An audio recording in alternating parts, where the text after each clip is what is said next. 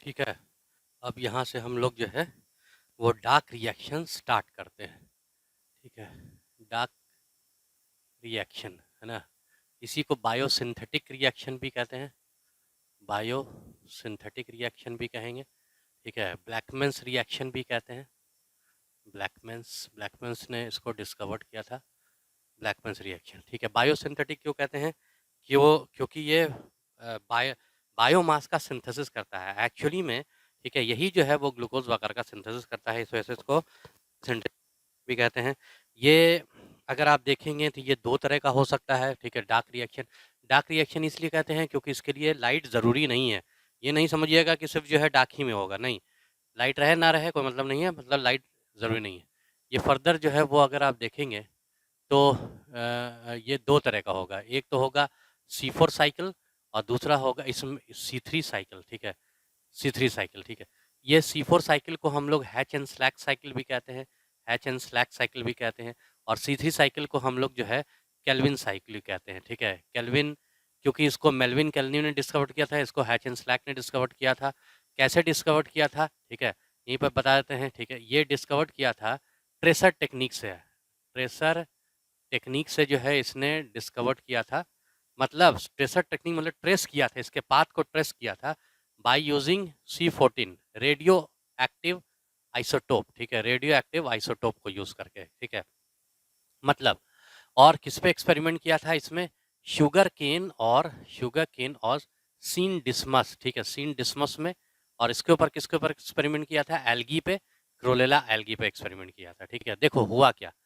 तो हुआ ये कि अब C4 साइकिल को इनको इनको जो है जानना था या C3 साइकिल जानना था, तो इन्होंने क्या किया कि वही हैच एंड स्लैक साहब ने या फिर जो है मेल्विन केल्विन साहब ने, उसने नॉर्मल कार्बन वाला CO2 नहीं यूज़ किया, बल्कि रेडियो एक्टिव कार्बन C14 वाला कार्बन डाइऑक्साइड यूज़ किया और उनके पाथ को ट्रेस किया, किधर किधर जा रहा है। ठीक है, इसी को ट्रेसर टेक्निक कहते हैं और इस तरह से कर दिया। अब देखिएगा प्लांट, अगर आप देखिएगा, ठीक है, दोनों देखेंगे, plant on the basis of anatomy ये दो तरह का हो सकता है। एक तो क्रैंक्स एनाटॉमी रहेगा, क्या रहेगा? Cranks anatomy.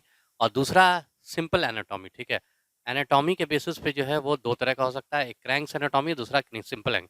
क्रैंक्स का मतलब क्या होता है? रीथ। रीथ जानते हैं आप लोग? रीथ, जब देखा होगा बाहर के कंट्री में जो लोग मर जाते हैं, खत्म हो जाते हैं, तो उनके लाश के ऊपर जो है, डेड बॉडी के ऊपर एक गोल सा फूल का बना रहता है, गोल सा ऐसे सर्कल सा रहता है, उसी को कहते हैं रीथ। तो इसका मतलब क्या है हम आगे बताएंगे आपको। ठीक है, तो ये जो है क्रैंक्स एनाटॉमी प्लांट दो तरह का होने, एक क्रैंक्स एनाटॉमी वाला, एक जो है सिंपल एनाटॉमी वाला। ठीक है, जो क्रैंक्स एनाटॉमी वाला रहेगा उसको हम लोग कहेंगे C4 प्लांट, और जो सिंपल एनाटॉमी वाला रहेगा उसको हम लोग क्या बोलेंगे? C3 plant. ठीक है, C4 प्लांट है, देखो यहाँ पर C3 साइकिल है, यहाँ पर C4 प्लांट और C3 प्लांट। ठीक, तो आप देखिएगा तो ये C4 प्लांट में दोनों दोनों साइकिल चलेगी, C4 साइकिल भी चलेगी और C3 साइकिल भी चलेगी। ठीक है, जबकि इसमें जो है वो कौन सी साइकिल चलेगी? सिर्फ C4 साइकिल चलेगी। ठीक है, C4 साइकिल। तो ये यहाँ पर अगर देखेंगे, ये जो है, ठीक है, यहाँ पर आप गौर करेंगे कि C4 साइकिल किस में चलेगी? C4 साइकिल जो है इसका मेसोफिल सेल्स में चलेगी। ठीक है, और C3 साइकिल किस में चलेगी? ये अगर आप देखेंगे तो बंडल शीट में चलेगी। ठीक है, किसमें? Bundle sheath. ठीक है, और इसमें अगर आप देखेंगे C3 साइकिल, इसमें भी दो दो ये तो रहेगा, दो तरह का सेल्स रहेगा, एक तो मेसोफिल सेल्स रहेगा और दूसरा जो है वो बंडल शीट सेल रहेगा। तो बंडल शीट में नॉन फंक्शनल होता है, बंडल शीट इसका कैसा होता है? नॉन फंक्शनल रहेगा। फंक्शनल सिर्फ कौन रहेगा? Mesophyll cells. तो C3 साइकिल तो इसमें चलनी है, तो किसमें चलेगा? C3 मेसोफिल सेल्स में। इसका क्लोरोप्लास्ट अगर देखेंगे, क्लोरोप्लास्ट, ठीक है, अभी आपको बता रहे हैं क्लोरोप्लास्ट कैसा रहेगा? ग्रैनल क्लोरोप्लास्ट रहेगा, ग्रैनल क्लोरोप्लास्ट। ठीक है, ग्रैनल क्लोरोप्लास्ट का मतलब जो है, और इसका कैसा रहेगा? एक ग्रैनल रहेगा। और इसका कैसा क्लोरोप्लास्ट रहेगा? ग्रैनल रहेगा। कहने का मतलब है कि अगर आप इसका क्लोरोप्लास्ट देखेंगे तो थाइलाकॉइड जो प्रेजेंट रहेगा वो ग्रैना के फॉर्म में प्रेजेंट रहेगा। ये देखो, इसके फॉर्म में, ग्रैना के फॉर्म में थाइलाकॉइड प्रेजेंट रहेगा।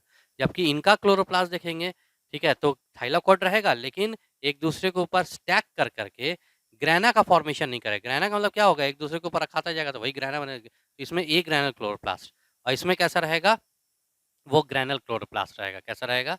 ग्रैना इसमें जो है वो प्रेजेंट रहेगा। ठीक है, बात समझ रहे हैं? तो ये मेसोफिल सेल्स हो गया, ग्रैनल क्लोरोन, और वो नॉन फंक्शनल रहेगा। अब देखो ये मतलब इसका मतलब ये क्रैंक्स एनाटॉमी का मतलब हुआ क्या? अगर आप लीफ देखेंगे, ये इस तरह की लीफ होती है, यहाँ पर जो है वैस्कुलर बंडल्स होता है, बाहर के साइड में जो है वो जाइलम रहेगा और अंदर के साइड में फ्लोएम रहता है, पढ़ा है एनसीईआरटी में, ठीक है? जाइलम एंड फ्लोएम और इसके ही चारों तरफ, ठीक है, एक खास तरह के सेल्स रहते हैं, ठीक है? ठीक है, कुछ लेयर्स ऑफ सेल्स रहती है खास तरह का, जिसको आप बंडल शीथ कहते हैं। क्या कहेंगे? Bundle sheath. यहाँ पर आपको याद होगा एनाटॉमी में हमने आपको बताया था, यहाँ पर इसका एक्सटेंशन होता है बंडल शीथ सेल का, यहाँ पर इसका बंडल शीथ का क्या रहेगा? एक्सटेंशन रहेगा।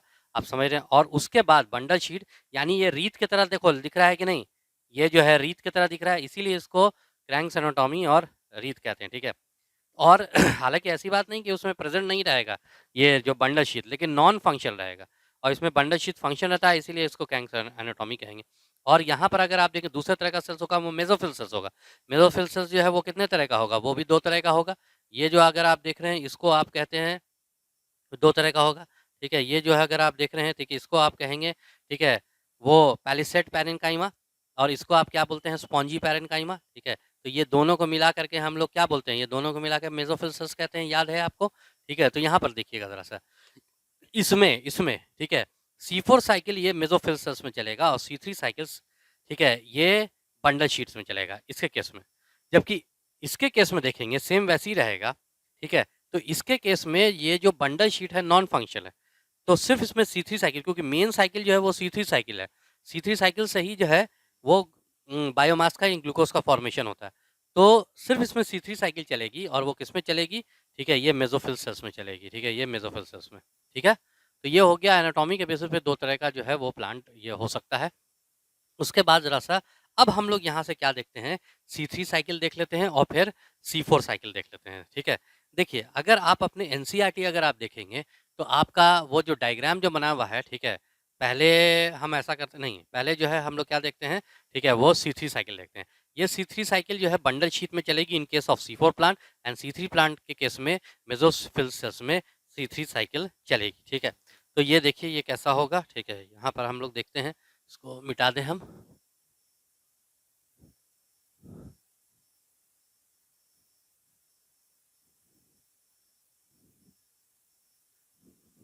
ये सब समझा दिया है तुम लोगों को। ये नहीं बोलोगे समझ नहीं आ रहा है सर, समझना क्या? समझा तो दिया है इतना से, अच्छे से समझाया। अब हमसे भी नहीं समझ में आया होगा, तब तो बड़ा दिक्कत है भाई। तब फिर आप अंडरलाइन कर करिए, अंडरलाइन कर करके रटिए, जो कभी नहीं हो, जो रटाएगा कभी नहीं, ठीक है?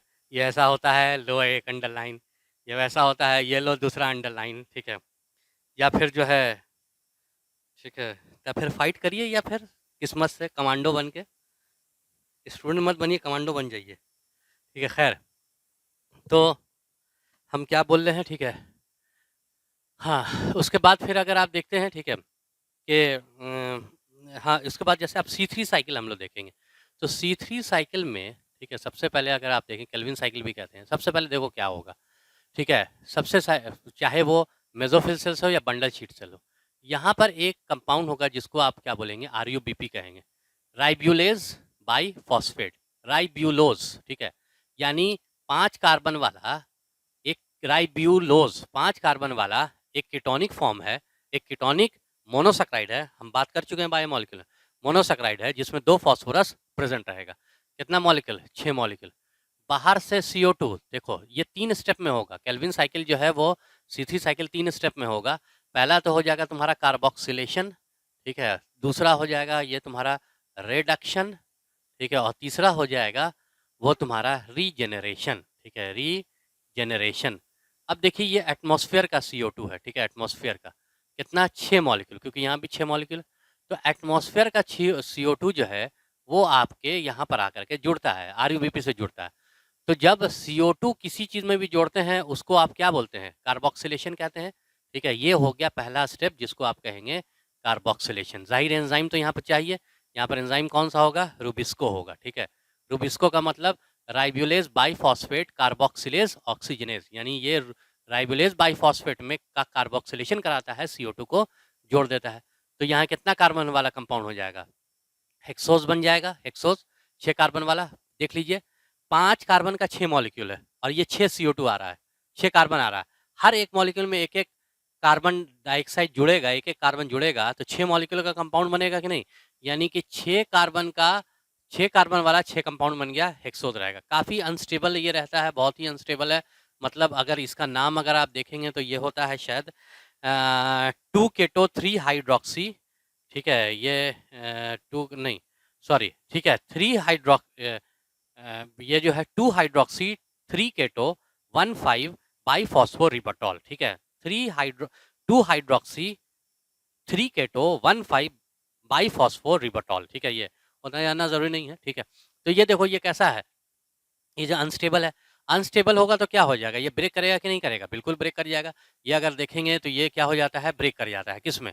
देखिए, यहाँ पर अगर देख रहे हैं कितना मॉलिक्यूल में ब्रेक कर जाएगा, ये अगर आप देखते हैं टोटल 3-3, एक मॉलिक्यूल 6 कार्बन का है तो 3-3 कार्बन में ये क्या हो जाएगा, ब्रेक कर जाएगा। ये देखो टोटल कितना तब आएगा, 12 ना आ जाएगा, यहाँ पे 6 मॉलिक्यूल ना है, तो ये टोटल 3 कार्बन वाला कितना कंपाउंड होएगा, 12 आ जाएगा। 1, 2, 3, 4, 5, 6, ठीक है? उसके बाद 7, 8, 9, 10, 11 एंड दिस इज़ 12, ठीक है? 3 कार्बन, 3 कार्बन, 3 कार्बन, 3 कार्बन, ठीक है? 3 carbon, 3 carbon, 3 carbon, 3 carbon, 3 carbon, 3 carbon, ठीक है? ये जो है आपको हो गया, ठीक है? ये ज़ाहिर है टूट के जो बना है, ठीक है? टूट के जो बना है तो ज़ाहिर है ये क्या रहेगा, स्टेबल तो रहेगा, ठीक है? तो देखो कितना 1 और फिर जो है वो 8 और फिर 12, ठीक है?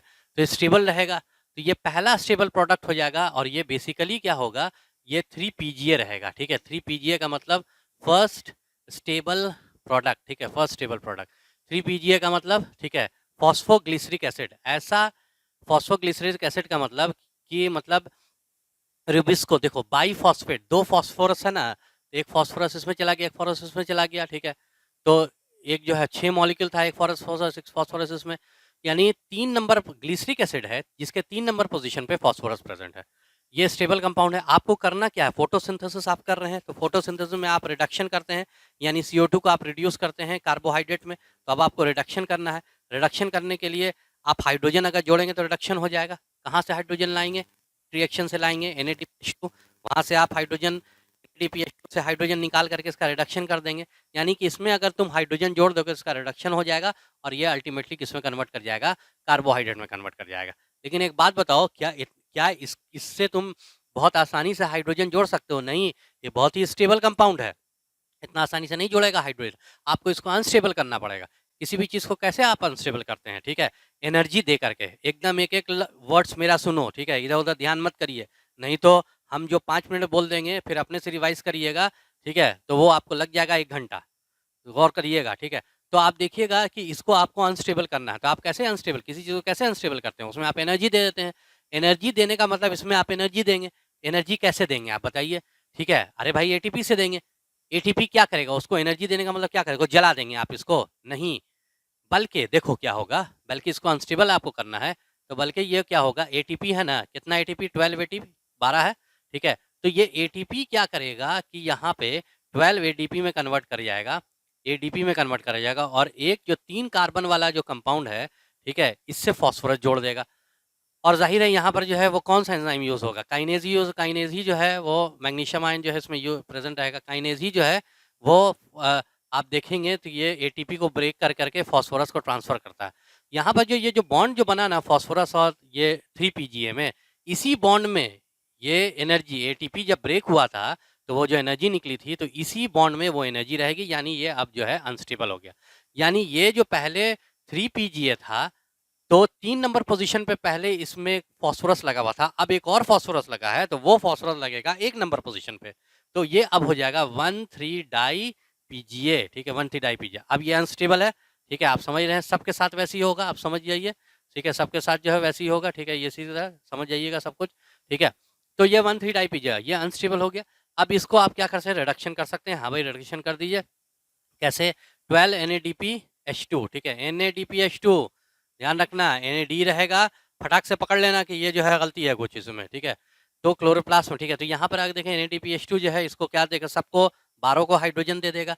तो अगर आप देखें ये क्या है, फॉस्फोग्लिसरिक एसिड है, ठीक है? ये क्या है? ग्लिसरिक एसिड, ठीक है? ग्लिसरिक एसिड है। तो एसिड का अगर आप रिडक्शन कराएंगे तो किस में कन्वर्ट करेगा वो? एल्डिहाइड में कन्वर्ट करेगा। एल्डिहाइड का रिडक्शन कराएंगे तो किस में कन्वर्ट करेगा? अल्कोहल में कन्वर्ट करेगा। तो ये जो है एल्डिहाइड में जो है वो क्या कर जाएगा? कन्वर्ट कर गया, यानी 3, ठीक है ये। तो आप इसको क्या लिखेगा? 1,3 डाई पीजीए है, तो ये बन जाएगा 1,3 डाई पीजीएल, ठीक है 1,3 डाई पीजीएल हो गया, ठीक है। सारा का सारा 1,3 डाई पीजीएल हो गया, सब का सब, ठीक है। सब का सब जो है वो क्या हो गया? 1,3 डाई पीजीएल में कन्वर्ट कर गया, ठीक है।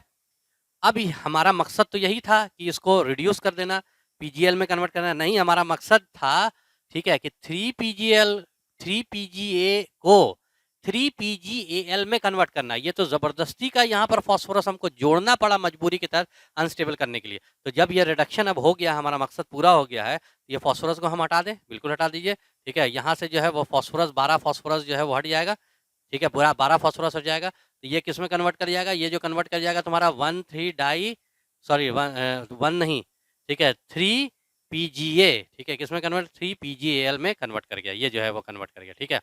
ये सब देखो 3 पीजीएल में ये क्या हो गया? कन्वर्ट कर गया।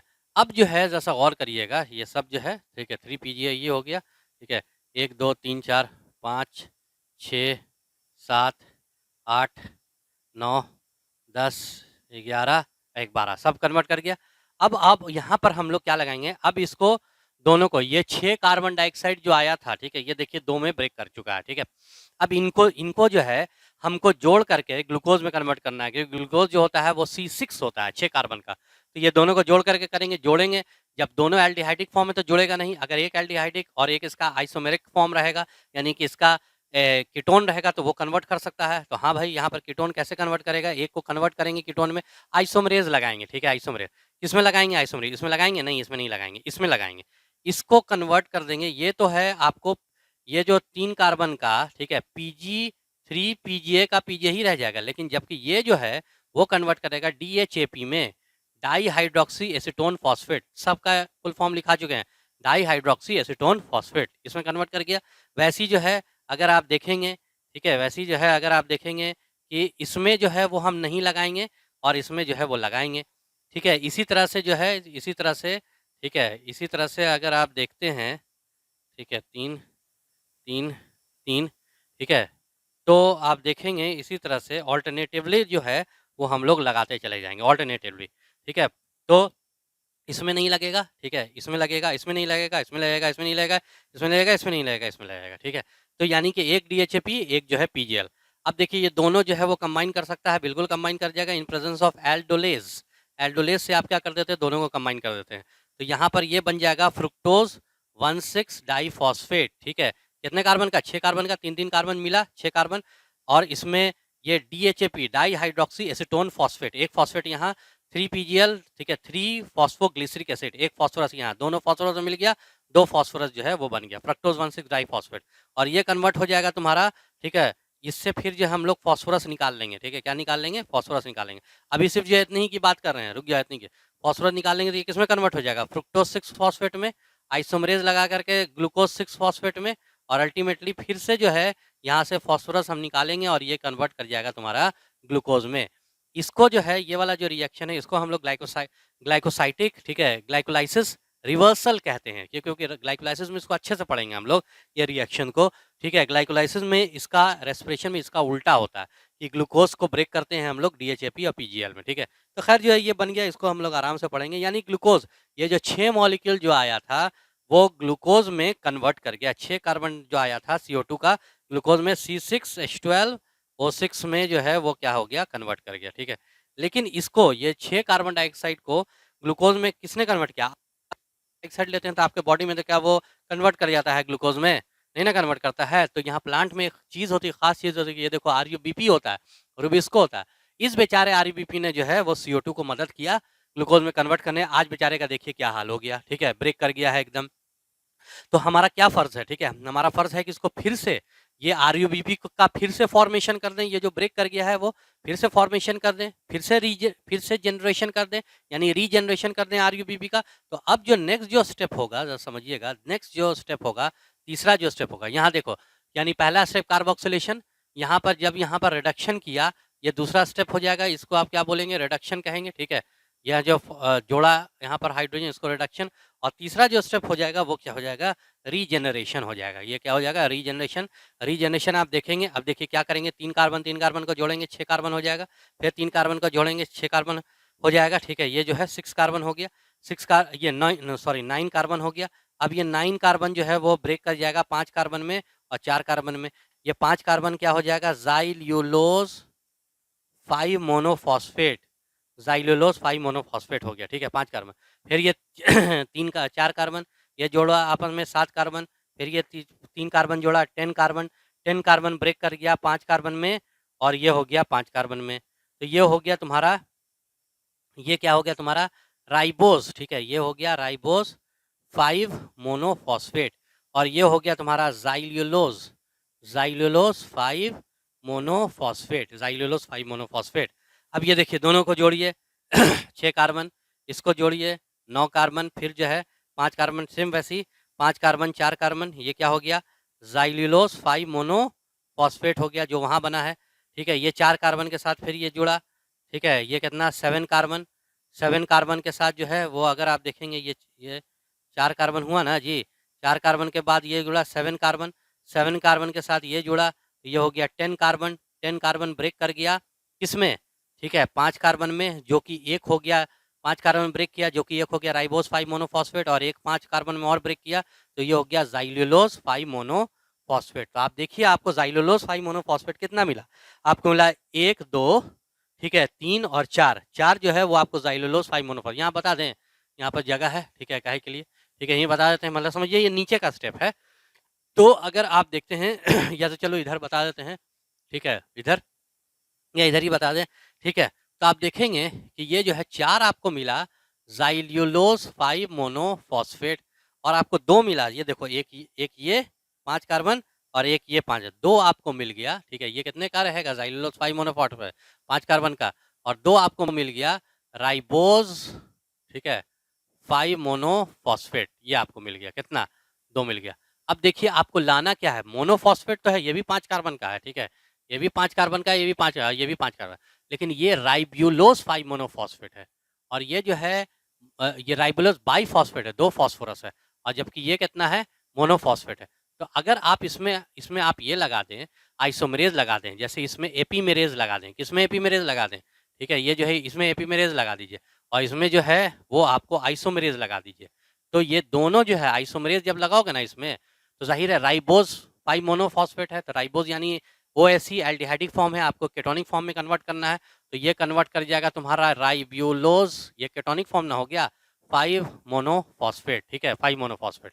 और ये टोटल कितना, 2 है, तो 2 राइब्यूलोज 5 मोनोफॉस्फेट प्लस ज़ाइल्यूलोज 5 मोनोफॉस्फेट में एपीमेरेज लगाएंगे तो टोटल जो है वो 4 मॉलिक्यूल बनेगा, यानी 2 यहाँ 4 यहाँ, टोटल जो है वो 6 मॉलिक्यूल, और ये हो गया 5 कार्बन, ये क्या हो गया, 5 कार्बन हो गया, ठीक है। तो आप यहाँ पर देखेंगे वहाँ है ज़ाइल्यूलोज बाइफॉस्फेट है, यहाँ राइब्यूलोज मोनोफॉस्फेट है, यानी एक फॉस्फोरस, 6 के 6 मॉलिक्यूल में एक फॉस्फोरस कम हो रहा है, तो एक फॉस्फोरस आप दे दीजिए। कौन दे, कैसे दीजिएगा एक फॉस्फोरस, एटीपी से दीजिएगा। एटीपी कितना यूज होगा, 6 मॉलिक्यूल 6 एटीपी यूज होगा, तो अल्टीमेटली जो है अगर आप यहाँ पर, जैसे अगर हम यहाँ पर लिख दें, आपको यहाँ पर लिख देते हैं कि 6 एटीपी, ठीक है, ये देखो 6 एटीपी ब्रेक कर जाएगा 6 एडीपी में, और ये जो है, ठीक है, 6 को 6 मॉलिक्यूल में 6 फॉस्फेट अगर दे देगा तो ये राइबुलोज 5 मोनोफॉस्फेट है, तो ये कन्वर्ट कर जाएगा राइबुलोज, ठीक है, 1,5 बाइफॉस्फेट में। अभी जो 5वें नंबर राइबुलोज के 5वें नंबर पोजीशन पे एक फॉस्फोरस है, एक और हर एक मॉलिक्यूल में एक और फॉस्फोरस दे देंगे, एक नंबर पोजीशन में जाके जुड़ जाएगा, तो ये बन जाएगा राइबुलोज 1,5 बाइफॉस्फेट। यानी इस तरह से हम लोग क्या करेंगे, यहाँ से अगर आप देखेंगे ये अल्टीमेटली, ठीक है, पहले ये अल्टीमेटली जो है वो पहले यहाँ पर आया, ठीक है, ये इस तरह से, और अल्टीमेटली होते हुए राइबुलोज बाइफॉस्फेट में रीजनरेट कर गया। यही क्या है, आपको केल्विन साइकिल है, इसी को C3 साइकिल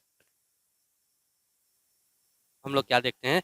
अब हम लोग ज़रा सा डार्क रिएक्शन देख लेते हैं। क्या देखेंगे हम लोग, डार्क रिएक्शन अब ज़रा सा देख लेंगे। ये तो आपको समझ में मतलब डार्क रिएक्शन तो देख ही रहे हैं, डार्क रिएक्शन का ये C3 साइकिल है। तो अब हम लोग ज़रा सा यहाँ पर C4 साइकिल देख लेंगे, यानी कि पहला स्टेप जो है, ये तीसरा स्टेप हो गया रीजनरेशन, ठीक है, रीजनरेशन।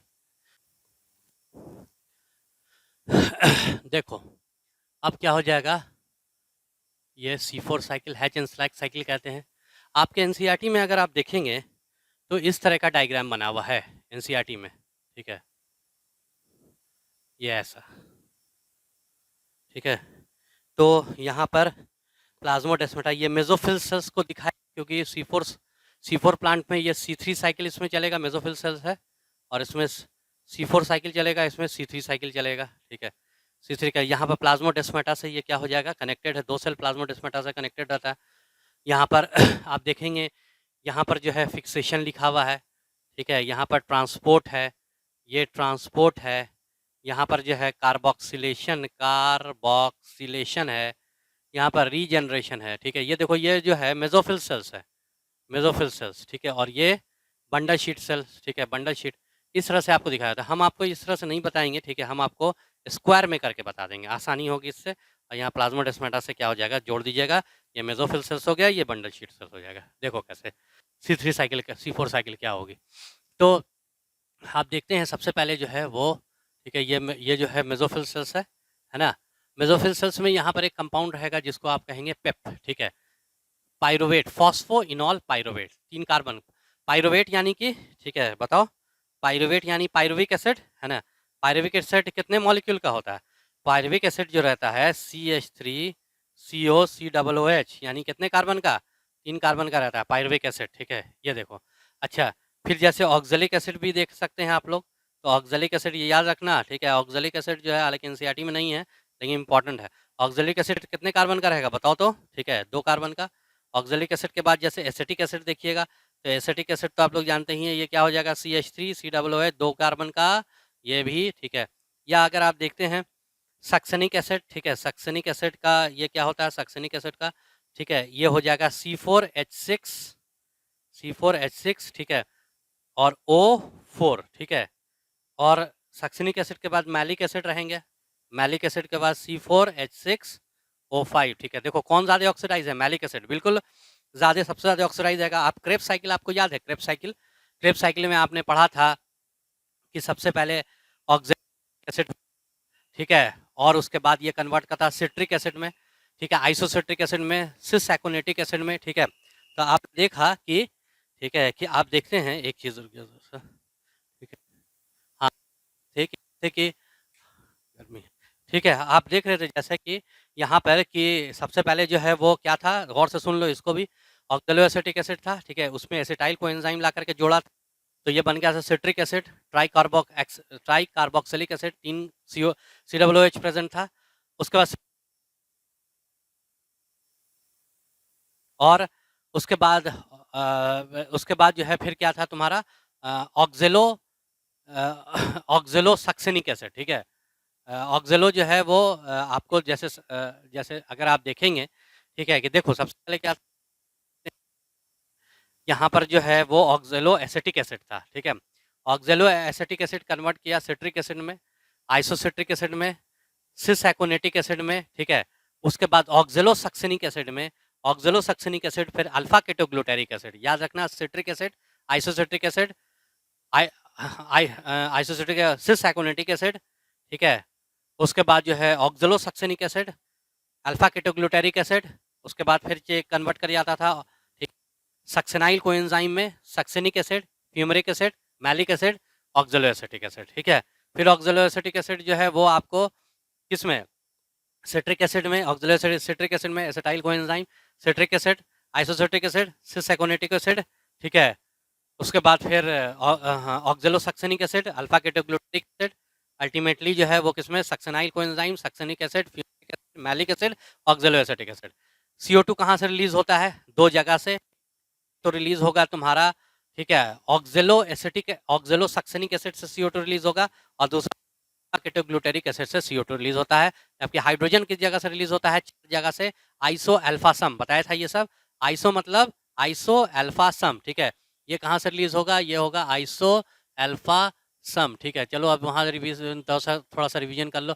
आइसो यहाँ से हाइड्रोजन रिलीज होगा, आइसो मतलब, ठीक है, यानी कि आइसो का मतलब ये, आइसो का मतलब आइसो सबसे citric acid, isocitric acid, isocitric acid से क्या रिलीज होगा, हाइड्रोजन रिलीज होगा, कौन पकड़ता था, NADPH2 पकड़ता था, Na, ठीक है, NAD पकड़ता है, सॉरी वो रेस्पिरेशन है, रेस्पिरेशन में NAD मेजरली यूज होता है।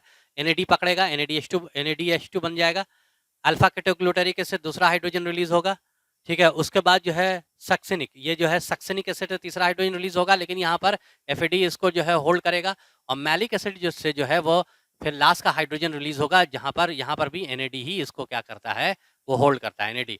यानी कि आपने देखा, आप गौर करेंगे कि जैसे सक्सेनाइल कोएंजाइम है, सक्सेनिक एसिड है, फ्यूमरिक एसिड है, मैलिक एसिड, तो सक्सेनिक एसिड से हाइड्रोजन रिलीज हो गया तो क्या बन गया, फ्यूमरिक एसिड, फ्यूमरिक एसिड से मैलिक एसिड, यानी कि सक्सेनिक एसिड का ऑक्सीडेशन करेंगे तो मैलिक एसिड बनेगा। तो मैलिक एसिड जो है वो ज्यादा ऑक्सीडाइज फॉर्म है in comparison to succinic acid. देख लो, ये ज्यादा ऑक्सीडाइज फॉर्म है in comparison to succinic acid. वैसे ही अगर आप देखेंगे मैलिक एसिड से हाइड्रोजन निकाल देंगे तो वो किसमें कन्वर्ट कर जाएगा, ठीक है, वो ऑक्जेलो एसिटिक एसिड में, यानी ऑक्जेलो एसिटिक एसिड ज्यादा ऑक्सीडाइज फॉर्म है in comparison to malic acid. ये आपने वहां देखा, दोनों ये चीज जो है रिलेटेड है। चलो, एक तरह से ट्रिप साइकिल हो गया। अब देखिए, तो यहाँ पर जो है वो 6 CO2, 6 मॉलिक्यूल यहाँ पे प्रेजेंट रहेगा। 6 CO2 जो है वो बाहर से आता है और यहाँ से H2O लगता है, ठीक है। H2O अगर लगेगा तो आप जानते हैं CO2 के साथ H2O लगेगा तो वो कार्बोनिक एसिड, ठीक है, H2CO3 में कन्वर्ट कर जाएगा से, ठीक है, और 6 मॉलिक्यूल में कन्वर्ट कर जाएगा। अब ये फिर जो है यहाँ से ब्रेक कर जाएगा, 6 CO2 में ब्रेक कर जाएगा, 6 वाटर में ब्रेक कर जाएगा, और ये 6 CO2 जो है वो अगर आप देखेंगे यहाँ पर लग जाएगा in the presence of enzyme, कौन सा, पेपकेस। और इसी को आप पहला स्टेप कहेंगे, जिसको आप कहेंगे फिक्सेशन। क्या कहेंगे, फिक्सेशन। हालांकि फिक्सेशन एक्चुअली में ये होता है जहां पर वाटर ऐड होता है, ये एक्चुअली फिक्सेशन होता है। नहीं, चलो इसको भी आप क्या कर सकते हैं, ये फिक्सेशन कहेंगे, ठीक है, पेपकेस के प्रेजेंस में। तो पायरुविक एसिड है जिसमें फॉस्फोरस इनॉलिक फॉर्म में फॉस्फोरस जुड़ा हुआ है, तो इसी को कहते हैं फॉस्फोइनॉल पायरोवेट। अब इसमें आपने CO2 जोड़ दिया, हर एक मॉलिक्यूल में CO2, क्योंकि 6 मॉलिक्यूल, हर एक मॉलिक्यूल CO2 जोड़ दिया, तो जाहिर है जो नया मॉलिक्यूल जो आएगा वो क्या होगा, 4 कार्बन का होगा। तो ये बन जाएगा 4 कार्बन, ये बन जाएगा तुम्हारा ऑक्जेलो एसिटिक एसिड। कितना, 6 मॉलिक्यूल, कितने कार्बन का, 4 कार्बन का। फर्स्ट स्टेबल प्रोडक्ट, ठीक है, ये क्या हो जाएगा, फर्स्ट स्टेबल प्रोडक्ट हो जाएगा, ठीक है, फर्स्ट स्टेबल प्रोडक्ट हो जाएगा। तो ये ऑक्जेलो एसिटिक हो गया। उसके बाद आप याद करिएगा, क्रेब्स साइकिल आप याद करिए कि ये ऑक्जेलो एसिटिक एसिड कैसे बनता था। मैलिक एसिड का अगर से हाइड्रोजन निकाल दें, यानी मैलिक एसिड का ऑक्सीडेशन कर देंगे, हाइड्रोजन निकालेंगे, तो ये बन जाएगा ऑक्जेलो एसिटिक एसिड। और अगर ऑक्जेलो एसिटिक एसिड में अगर आप हाइड्रोजन जोड़ देंगे तो किसमें कन्वर्ट कर जाएगा, मैलिक एसिड में या मैलेट में कन्वर्ट कर जाएगा। ऑक्जेलो एसिटिक एसिड है, इसमें आप हाइड्रोजन जोड़ दीजिए, कौन सा, कहाँ, 6NADPH2, कहाँ से आया है, लाइट रिएक्शन से, ये किसमें कन्वर्ट कर जाएगा, NADP में कन्वर्ट कर जाएगा, हाइड्रोजन जो है इसमें दे देगा, और तो ये किसमें कन्वर्ट कर गया, ये मैलेट में कन्वर्ट कर गया, मैलेट में, ठीक है, ये कन्वर्ट कर गया तुम्हारा मैलेट में, ध्यान रखिएगा। उसके बाद ये मैलेट का कॉन्सेंट्रेशन यहाँ पे बढ़ता चला गया, तो यहाँ पर आपको किससे जुड़ा हुआ है, ये प्लाज्मोडेस्माटा, ये बंडल शीट है। ये देखो, ये जो हो जाएगा ये तुम्हारा मेसोफिल सेल्स है, और अब जो आ रहा है वो क्या आ जाएगा, तुम्हारा बंडल शीट आ जाएगा, ठीक है, बंडल शीट आ गया, ठीक है, बंडल शीट। तो यहाँ पर अगर देखेंगे इस मैलेट जो है का कॉन्सेंट्रेशन हाई होगा, तो यहाँ ट्रांसपोर्ट इसका हो जाएगा, ये देखिएगा कितना हो जाएगा, 6 ना होगा, 6 कितने कार्बन का होगा मैलेट, 4 ही कार्बन का होगा, क्योंकि कुछ चेंजेस तो आया नहीं कार्बन में, ठीक है, तो मैलेट हो गया। यहाँ पर देखो, यहाँ पर वही जो है ये फिक्सेशन हो गया, यहाँ पे ये देखिए फिक्सेशन हो गया, यहाँ पर ट्रांसपोर्ट हुआ, मैलेट बन गया, मैलेट्स का क्या हो गया, ट्रांसपोर्ट हो गया, यहाँ पर क्या हो जाएगा, ट्रांसपोर्ट हो जाएगा, ठीक है। अब आ गया कहाँ पे ये मैलेट, ये बंडल शीट में आ गया, ये आ गया मैलेट जो है वो बंडल शीट में आ गया, कितने कार्बन का, 4 कार्बन का, और ये जो है वो कितना मॉलिक्यूल, 6 मॉलिक्यूल। अब यहाँ से जो है वो 6 CO2 ये रिलीज करता है, 6 CO2, देखो कार्बोक्सिलेशन, यहाँ से 6 CO2 रिलीज करेगा, 6 CO2, ठीक है। तो अगर 6 CO2 रिलीज करेगा और यहाँ से जो है हाइड्रोजन रिलीज करेगा, कितना मॉलिक्यूल, 6 मॉलिक्यूल है, तो एक एक ने 6 CO2 निकाला तो 6 CO2 रिलीज कर गया। उसके बाद, ठीक है, उसके बाद 6 NADP, ठीक है, ये NADP जो है इसको हाइड्रोजन 6 हाइड्रोजन लेगा तो ये कन्वर्ट कर जाएगा NADPH2 में, और यहाँ पर एक एंजाइम काम करेगा जिसको कहेंगे, ठीक है, NADP मैलिक एंजाइम, ठीक है, malic NADP malic enzyme, NADP malic enzyme काम करेगा, तो ये अल्टीमेटली किस में कन्वर्ट कर जाएगा, पायरुविक एसिड में कन्वर्ट कर जाएगा, पायरुविक एसिड में, ठीक है। अब देखिए, जैसे यहाँ पर कार्बोक्सिलेशन लिखा हुआ, कार्बोक्सिलेशन कहने का मतलब है कि यहाँ पर आप C3 साइकिल चलेगी, ठीक है, कौन सी साइकिल चलेगी, C3 साइकिल, रुको, ठीक है, ये जो है वो आपको C3 साइकिल चलेगी, कहने का मतलब है RUBP होता है ना, 6 RUBP होता है, 6 RUBP को कौन, 6 CO2 इसके साथ लग जाएगा in the presence of Rubisco, ठीक है। तो ये फर्स्ट स्टेबल प्रोडक्ट 3 PGA, ठीक है, 3 PGA, कितना मॉलिक्यूल, 6 मॉलिक्यूल, और अल्टीमेटली फिर 3 PGA जो है वो रीजनरेट कर जाएगा, रीजनरेशन हो जाएगा, और ये यहाँ से, ठीक है, इधर रीजनरेशन, और याद करिए इधर से ग्लूकोज निकल जाता था, है ना, ग्लूकोज जो है ये 6 CO2 ग्लूकोज में कर गया, बाकी रीजनरेट कर गया RUBP में। ये कौन सी साइकिल हुई, ये जो है C3 साइकिल हुई। C3 साइकिल किस में चली, बंडल शीट में चली C3 साइकिल, पायरुविक एसिड में कन्वर्ट कर गया, ठीक है। आप जानते हैं पायरुविक एसिड जो है वो यहाँ से 4 मॉलिक्यूल व 4 कार्बन वाला था, तो सबसे एक एक जो है वो लॉस हुआ है, तो ये 3 कार्बन वाला जो है मॉलिक्यूल बनेगा 6, ठीक है। यही देखिए पायरुविक एसिड जो है वो कितना होता है, ये क्या है, पायरुविक एसिड है ना, पायरुविक एसिड में कितना रहता है, ठीक है, ये 3 कार्बन होता है। अब यहाँ से इसका क्या होगा, ये कॉन्सेंट्रेशन बढ़ेगा, तो जाहिर है प्लाज्मोडेस्माटा से जो है उसका ट्रांसपोर्ट हो जाएगा, ट्रांसपोर्ट होने के बाद ये फिर जो है यहाँ पर आ जाता है, पायरुविक एसिड आ जाएगा। पायरुविक एसिड जो है वो अगर आप देखेंगे 3 कार्बन का है, ये भी 3 कार्बन का है, 6 मॉलिक्यूल है, 6 मॉलिक्यूल।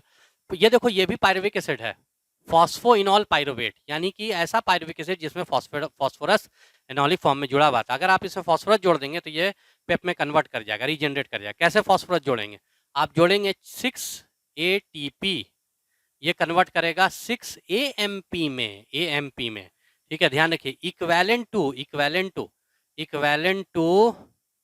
ठीक है, 12 ATP, 12 ATP के बराबर होता है, ठीक है। यानी कि हर एक ATP ने एक फॉस्फोरस नहीं रिलीज किया है, 2 फॉस्फोरस रिलीज किया है, ठीक है। तो ये 12 फॉस्फोरस जो है इसमें ऐड हुआ, ठीक है, क्योंकि 6 मॉलिक्यूल है, सब में 2-2 ऐड हुआ, इक्विवेलेंट टू 12 ATP। इसको यहाँ पर एक एंजाइम रहेगा, बहुत इंपॉर्टेंट है, इसको आप कहते हैं PPDK, ये एंजाइम का नाम होगा, ठीक है, पायरुवेट फॉस्फेट डाइकाइनेज, ठीक है, पायरुवेट फॉस्फेट, ठीक है, क्या बोलेंगे इसको, डाया काइनेस कहेंगे, पायरुवेट फॉस्फेट डाया काइनेस, समझ गया आप लोग। यानी कि ये डाया काइनेस, यानी 2 फॉस्फोरस ये जोड़ता है, dikinase, equivalent to 12 ATP, और उसके बाद ये रीजनरेट कर जाएगा इस तरह से।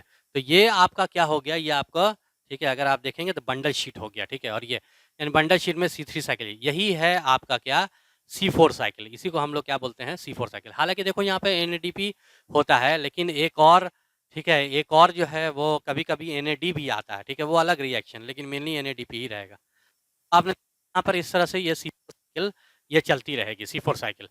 तो इसीलिए देखो यहाँ पर रुबिस्को जो है वो एटमॉस्फेरिक ऑक्सीजन के कांटेक्ट में नहीं, इसको सिर्फ क्या दिया गया, CO2 दिया गया, इसलिए C4 साइकिल में फोटो रेस्पिरेशन नहीं होता, हाई टेम्परेचर और हाई ऑक्सीजन के, क्योंकि रुबिस्को कभी एटमॉस्फेरिक CO2 के कांटेक्ट में नहीं आता है, उसके साथ साथ ऑक्सीजन के कांटेक्ट में नहीं आता है, इसको डायरेक्टली सिर्फ क्या दिया जाता है, 6 CO2 दिया है, ये है C4 साइकिल, ठीक है। इसके बाद फिर हम आप लोग जो है वो आगे हम लोग देखते हैं।